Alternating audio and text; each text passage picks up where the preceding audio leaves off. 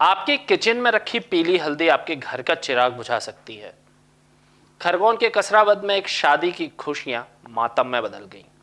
वो लड़की खरगोन से इंदौर आई थी अपनी शादी में शामिल होने, अपनी एक नई जिंदगी की शुरुआत करने। लेकिन जिस हल्दी को हम शुभ मानते हैं वो एक बेटी के लिए काल बन गई।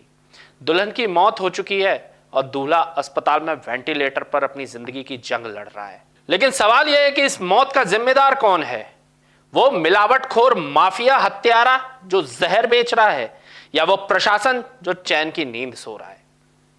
ये तस्वीरें विचलित करने वाली हैं। कसरावद की एक बेटी जिसके हाथों में मेहंदी अभी सूखी भी नहीं थी, उसे इंदौर के एमवाई अस्पताल के आईसीयू में भर्ती होना पड़ा और अंततः उसने दम तोड़ दिया।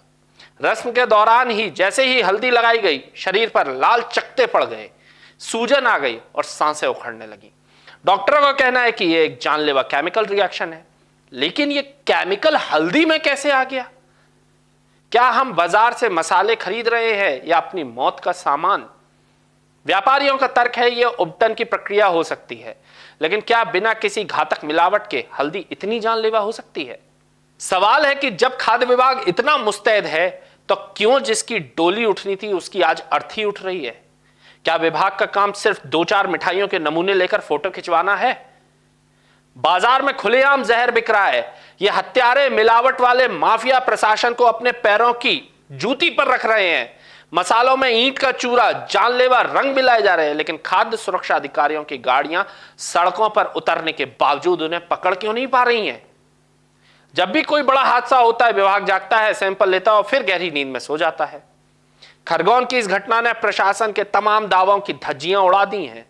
इंदौर के सियागंज से लेकर छोटी गलियों तक मिलावट का कारोबार फल फूल रहा है और विभाग अपनी आंखों पर पट्टी बांधे बैठा है। जब सिस्टम सो रहा हो तो आपको खुद जागना होगा। अपनी थाली में मौजूद जहर को पहचानिए। अगर आप हल्दी की जांच करना चाहते हैं तो उसे एक ग्लास पानी में थोड़ा सा हल्दी डालें। अगर वो सीधे नीचे बैठ जाए और पानी का रंग हल्का पीला हो तो वो शुद्ध है, लेकिन अगर हल्दी पानी में घुल जाए और गहरा रंग छोड़े तो समझ लीजिए कि आप अपनी रसोई में मौत को दावत दे रहे हैं। एक परिवार उजड़ गया, एक दुल्हन की जान चली गई। हम प्रशासन से सीधा सवाल पूछते हैं, इस लापरवाही की जिम्मेदारी कौन लेगा? क्या मिलावटखोर माफिया पर नकेल कसी जाएगी या अगली घटना का इंतजार करेंगे आप लोग? राजीव टाइम्स इस मामले पर नजर बनाए रखे हुए है। सतर्क रहिए, सावधान रहिए। मिलूंगा आपसे एक नई रिपोर्ट में, तब तक के लिए नमस्कार।